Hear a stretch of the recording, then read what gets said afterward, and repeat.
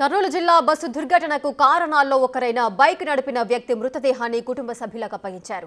అయితే బైక్ నడిపిన శివశంకర్ మద్యం మత్తులో ఊగిపోతున్న వీడియో ఒకటి ఇప్పుడు వైరల్ అవుతోంది. ప్రమాదానికి ముందు శివశంకర్ పెట్రోల్ బంకుకు మరో వ్యక్తితో కలిసి వెళ్లడం, అక్కడ ప్రవర్తించిన తీరు అనుమానాలకు తావిస్తోంది. బస్సు కాలిపోవడానికి కారణమైన వ్యక్తి తాగిన మైకంలో ఉన్నట్టు పెట్రోల్ బంక్ దగ్గర కనిపిస్తున్న వీడియో ఒకటి హల్చల్ చేస్తోంది. రోడ్డుపై ఉన్న బైక్ ను ఢీకొట్టడం వల్లే బస్సు ఇంజన్ నుంచి ఇంధనం లీక్ అయి మంటలు వ్యాపించాయి. రోడ్డుపై పడి ఉన్న బైక్ ను తాము గుర్తించలేదని బస్సు డ్రైవర్లలో ఒకరు పోలీసులకు చెప్పారు. బైక్ నడిపిన శివశంకర్ బస్సు వల్లే చనిపోయాడా, ముందే యాక్సిడెంట్ కు గురయ్యాడా అన్నది ఇంకా తేలలేదు.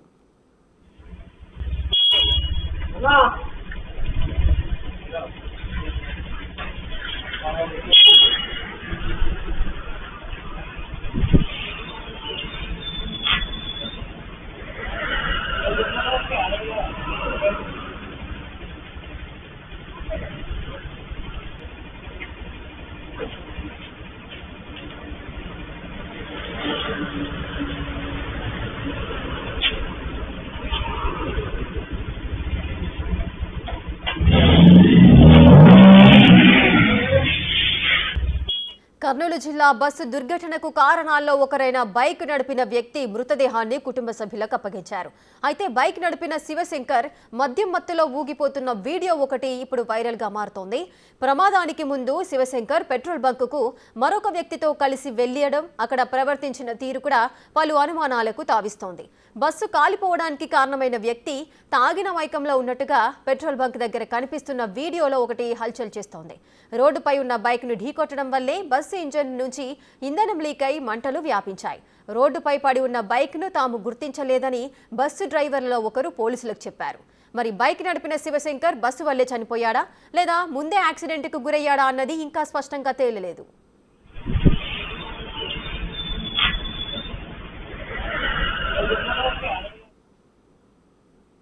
మరిన్ని అప్డేట్స్ మా ప్రతినిధి శ్రీరామ్ అందిస్తారు.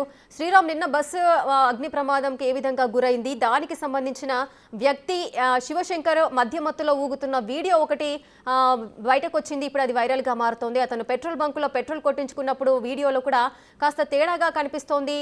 అసలు ఈ వీడియోకి సంబంధించిన డీటెయిల్స్ ఏంటి, ఎప్పుడు బయటకు వచ్చింది ఈ వీడియో? రేఖ, నిన్న జరిగిన కర్నూలు జిల్లా చెట్లమల్లాపురం సమీపంలో 19 మంది సహజీవనమైనటువంటి ఘటన ఏదైతే ఉందో అంతా దేశంలోనే కలకలం రేకెత్తింది అని చెప్పుకోవచ్చు. ఎందుకంటే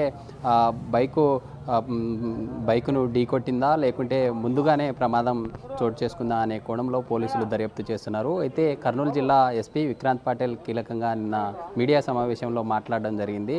ఎవరైతే శివశంకర్ బైకు అతను ఉన్నారో అతను ఆల్రెడీ సెల్ఫ్ డ్రైవింగ్ చేస్తూ కింద పడ్డారా లేకుంటే వేరే వాహనం ఢీకొట్టిందా అనే కోణంలో కూడా దర్యాప్తు చేస్తున్నాము. ముందే అతను సెల్ఫ్ డ్రైవింగ్ చేసి పడినట్లుగా అక్కడ పోలీసుల అదుపులో ఉన్నటువంటి వారు చెప్పిన పరిస్థితి. అయితే తాజాగా ఇప్పుడు సోషల్ మీడియాలో వైరల్గా మారినటువంటి వీడియో ఏదైతే ఉందో, శివశంకర్ డ్రైవింగ్ చేసి వెళ్తున్నటువంటి సమయంలో దాదాపు 2 గంటల 23 నిమిషాలకి ఏదైతే దూపాడు నుండి నేరుగా వెళ్ళే మార్గం ఉందో, ఇటు పెద్దటేకూరు సమీపంలో పెట్రోల్ బంకులో పెట్రోల్ పోయించుకొని వెళ్తున్న సమయంలో అక్కడ ఒక పెట్రోల్ పంప్ ఏదైతే ఉందో పక్కనున్న పెట్రోల్ పంపు దగ్గర అరుపులు కేకలు వేస్తూ ఉన్నారు. అక్కడ ఎవరు లేకపోవడంతో అరుపులు కేకలు వేసి బైకును మొత్తం రౌండ్గా తిప్పిన తర్వాత అక్కడే కొంత ర్యాష్ డ్రైవింగ్ చేస్తూ వెళ్ళినటువంటి వీడియో ఇప్పుడు సోషల్ మీడియాలో వైరల్గా మారింది. శివశంకర్తో పాటు వెనుక వైపు ఇంకొక వ్యక్తి ఉన్నారు. అసలు ఆ శివశంకర్తో పాటు ఇంకో వ్యక్తి ఎక్కడ డ్రాప్ చేశారు, ఎగ్జాక్ట్గా ఆ ఘటన జరిగిన ప్రాంతానికి ఇప్పుడు శివశంకర్ ఏదైతే పెట్రోల్ బంకులో పెట్రోల్ వేయించుకుంటున్నారో అక్కడికి ఎగ్జాక్ట్గా 12 కిలోమీటర్స్ ఉంటుంది. ఆ ప్రాంతం నుండి మరో సీసీ కెమెరా ఫుటేజ్ను కూడా పోలీసులు సేకరిస్తూ ఉన్నారు. మరో 6 కిలోమీటర్ల సర్కిల్లో ఢిల్లీ పబ్లిక్ స్కూల్ ఉంటుంది. అదే జాతీయ రహదారి మార్గం గుండా కూడా అక్కడే సీసీ ఫుటేజ్ ఉన్నాయి. ఈ ఇద్దరు అక్కడికి వెళ్ళారా అనే కోణంలో పోలీసులు దర్యాప్తు చేస్తూ ఉన్నారు. శివశంకర్తో పాటు ఇంకో వ్యక్తి ఎవరనేది ఇప్పుడు కీలకంగా మారింది. పోలీసులు నిన్న మీడియా సమావేశంలో మాట్లాడినటువంటి మాటలు ఏవైతే ఉన్నాయో దాని ఆధారంగా కూడా ఇటు మొత్తంగా దర్యాప్తు చేస్తున్నటువంటి పరిస్థితి. ఎందుకంటే ఇప్పటికే నిన్న జరిగిన ఈ ఘోర రోడ్డు ప్రమాద ఘటనలో కీలకంగా ఒక బైకును ఢీకొట్టిన తర్వాత అందులో ప్రధానంగా 4 400 మొబైల్ ఫోన్స్ను ఒక హైదరాబాద్ చెందినటువంటి ఒక వ్యాపారి దాదాపు 880 లక్షల రూపాయల విలువ కలిగేటటువంటి మొబైల్ ఫోన్స్ అందులో ఉండడం. ఎందుకంటే మొబైల్ ఫోన్స్కు ప్లాస్టిక్తో పాటు లిథియం ఇతర మూలకాలతో ఈ మొబైల్ ఫోన్ తయారై ఉంటుంది.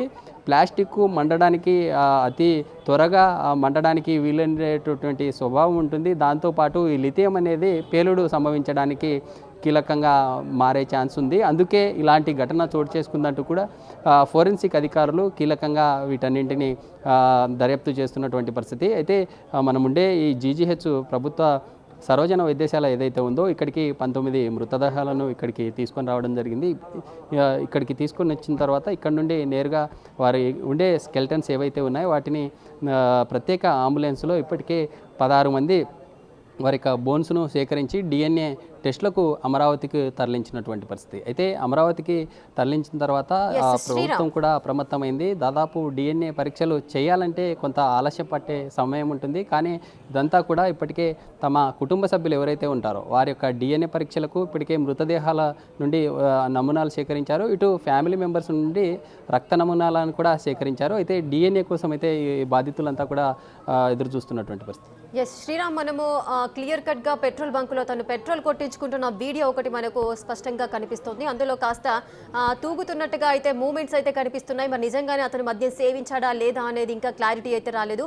అదేవిధంగా అక్కడ టైమింగ్ ఒకసారి మనము చూసినట్లయితే 2 గంటల 24 నిమిషాలు అని స్పష్టంగా మనకు కనిపిస్తుంది. అంటే 2:24 AM అని మనం అనుకోవచ్చు. అంటే ప్రమాదం జరిగింది 2 గంటల 45 నిమిషాల నుంచి 3 గంటల మధ్యలో ఈ బస్సు ప్రమాదం ఏదైతే జరిగిందో అది జరిగింది. అంటే ఈ పెట్రోల్ బంక్కి అదేవిధంగా ప్రమాదం జరిగిన స్థలానికి ఈ 20 నిమిషాల్లోనే అతను చేరుకునే అవకాశాలు ఉంటాయా? అంటే ఎంత స్పీడ్లో వెళ్తే ఆ ప్రదేశానికి చేరుకోవచ్చు?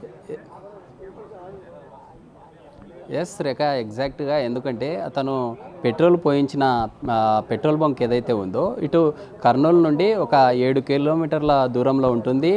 పెద్దటేకూరు గ్రామ సమీపంలో పెట్రోల్ బంక్ ఉంది. ఆ పెట్రోల్ బంక్ నుండి ఘటనా స్థలానికి ఎగ్జాక్ట్గా 12 కిలోమీటర్స్ ఉంటుంది. అయితే అతను దాదాపు ఒక 60 to 70 స్పీడ్లో వెళ్ళినా కూడా ఖచ్చితంగా ఒక 10 నుండి 15 నిమిషాల్లోనే ఆ ప్రాంతానికి చేరుకునే ఛాన్స్ ఉంది. ఎగ్జాక్ట్గా 2:23 నిమిషాలకు పెట్రోల్ బంకులో ఉన్నారంటే ఈ ఘటన అంతా కూడా దాదాపు 2:40 ఆ ప్రాంతంలో ఎగ్జాక్ట్గా ఘటన చోటు చేసుకుంది. మొదట ఢీ కొట్టిన తర్వాత నిన్న జిల్లా ఎస్పీ మాట్లాడినట్లుగా ప్రమాదం ఆల్రెడీ వేరే వాహనానికి ఢీ కొట్టిన తర్వాత అతను సైడ్కు పడి వాహనం రోడ్డులో ఉండడం వల్లనే ఆ యొక్క వాహనం ఢీ కొట్టి ముందుకు దూసుకెళ్ళినటువంటి తరుణంలోనే ఈ ఘటన చోటు చేసుకుందా. అంటే ఇందులో ప్రధానంగా ఎగ్జాక్ట్గా 2 కోణాలు ఉన్నాయి.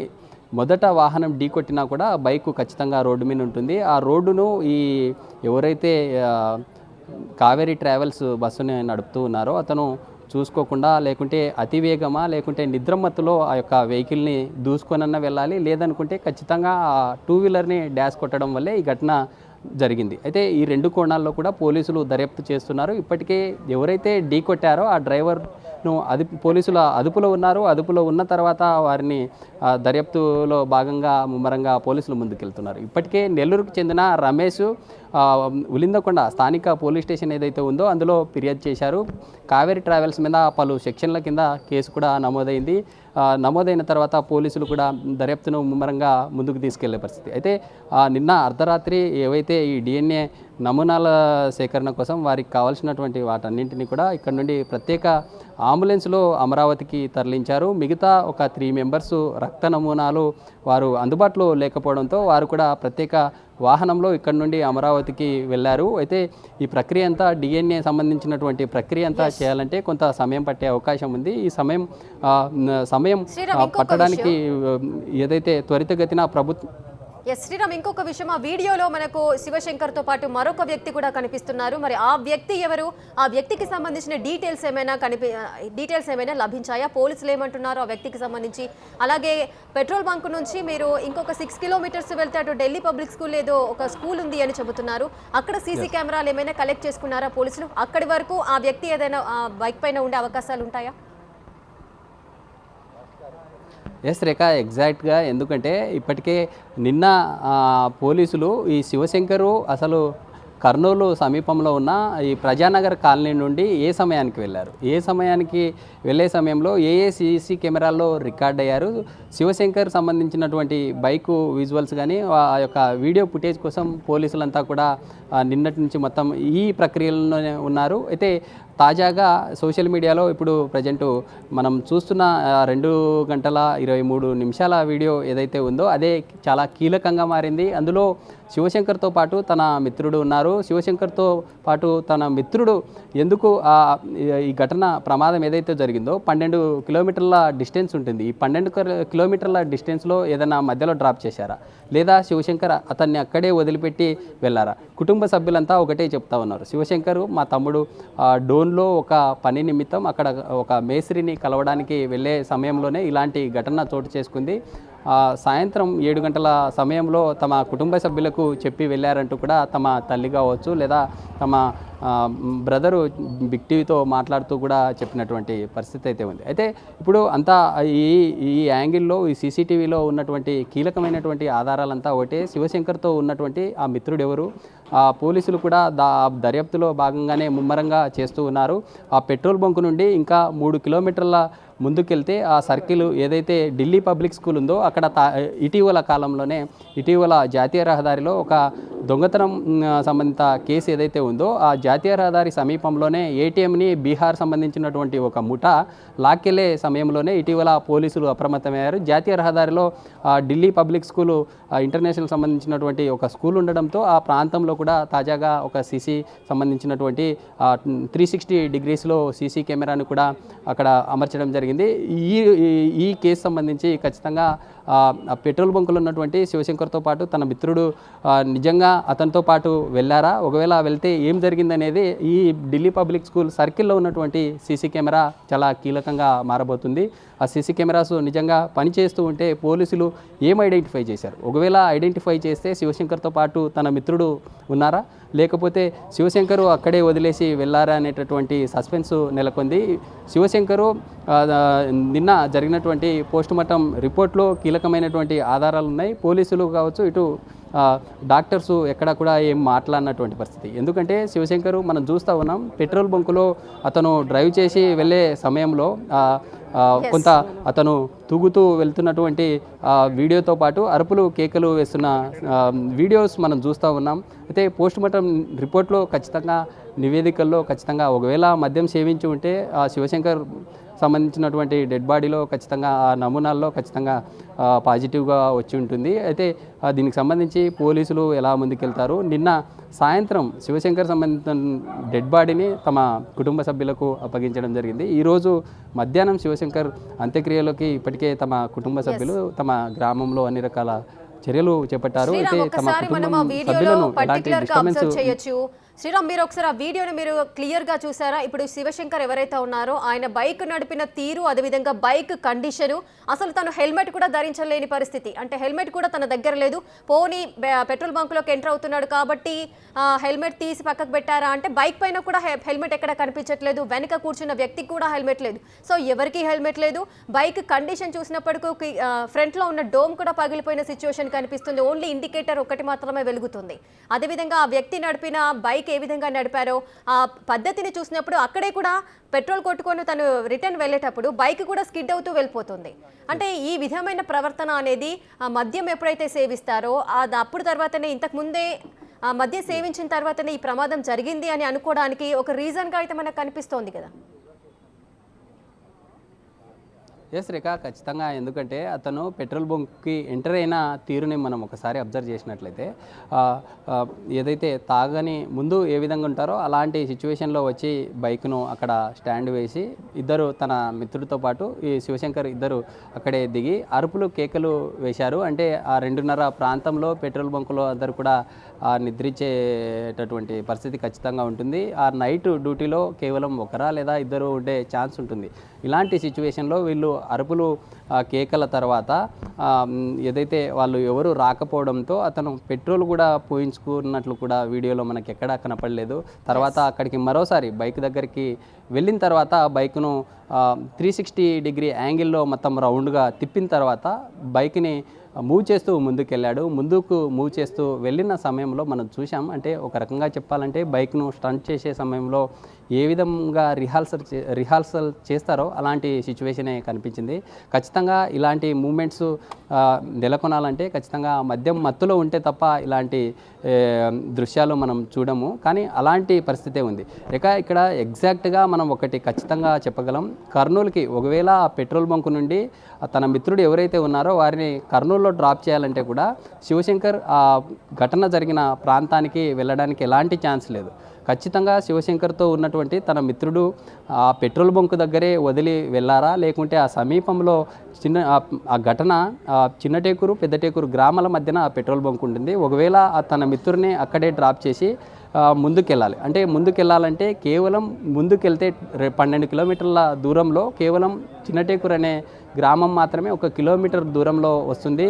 మిగతా గ్రామాలు కూడా ఏవి లేవు. శివశంకర్తో పాటు ఉన్నటువంటి మిత్రుడు ఎవరు, ఆ మిత్రుడు ఇక్కడ కీలకంగా మారబోతూ ఉన్నారు. ఒకవేళ అతను ఉంటే అతన్ని ఎక్కడ డ్రాప్ చేశారు, శివశంకరు అతనికి ఏం చెప్పి వెళ్ళారు అనేటటువంటి ఆధారాలు కూడా పోలీసులు కీలకంగా ఈ శివశంకర్ సంబంధించినటువంటి ఈ బస్సు ప్రమాదానికి కారణమైనటువంటి 19 మంది ఈ బలైనటువంటి ఘటనలో అనేక రకాల ఆధారాలు బయటకు వచ్చే ఛాన్స్ ఉంది. పోలీసులు కూడా కీలకంగా ఈ సీసీటీవీ ఫుటేజ్ రావడంతోనే పోలీసులంతా కూడా ఈ శివశంకర్ సంబంధించినటువంటి ఆ వీడియో ఫుటేజ్తో పాటు తన మిత్రుడు ఎవరు అనే కోణంలో పోలీసులు దర్యాప్తు చేస్తూ ముందరికెళ్తున్నటువంటి పరిస్థితి. ఎగ్జాక్ట్గా అక్కడ నుండి ఆ ఘటనా స్థలానికి చేరుకున్న సమయంలోనే ఇదంతా జరిగినట్లుగా కూడా సీసీ కెమెరాలో ఖచ్చితంగా అక్కడ రికార్డ్ అయింది. ఎందుకంటే 2:23 నిమిషాలకి అక్కడ ఉన్నారంటే ఖచ్చితంగా అక్కడ నుండి 15 నిమిషాల టైంలో ఆ ప్రాంతానికి ప్రమాదం జరిగిన ఘటన ఏదైతే ఉందో అక్కడికి చేరుకోవడం జరిగింది. చేరుకున్న తర్వాత నిజంగా శివశంకర్ ఒక్కరే ఉన్నారా, లేకుంటే తన మిత్రుడిని ఎక్కడికి డ్రాప్ చేశారా, లేకుంటే ఏంటనే కోణంలో కూడా పోలీసులు దర్యాప్తు చేస్తున్నారు. ఇప్పటికే నెల్లూరు చెందిన రమేష్ ఉలిందకొండ పోలీస్ స్టేషన్లో ఫిర్యాదు చేయడంతో కావేరీ ట్రావెల్స్ మీద పలు రకాల కేసులు పలు రకాల సెక్షన్ల కింద కేసు నమోదు చేసి దర్యాప్తు చేస్తున్నటువంటి పరిస్థితి అయితే కనిపిస్తుంది. Right, thank you Sriram, thanks for the live details. Right, ఇక కర్నూలు జిల్లా బస్సు దుర్ఘటనకు కారణాల్లో ఒకరైన బైక్ నడిపిన వ్యక్తి మృతదేహాన్ని అయితే కుటుంబ సభ్యులకు అప్పగించారు. ఆ బైక్ నడిపిన వ్యక్తి అంటే ఈ బస్సు ప్రమాదానికి కారణమైన బైక్ యజమాని ఎవరైతే ఉన్నారో శివశంకర్. సో దీనికి మెయిన్ రీజన్ శివశంకర్ నడిపిన బైక్ అని చెప్పుకోవచ్చు. సో ప్రజెంట్ శివశంకర్ కి సంబంధించిన ఒక latest video big TV screen పైన మీరు ఎక్స్క్లూజివ్ గా చూస్తున్నారు. సీసీ ఫుటేజ్ ఇది.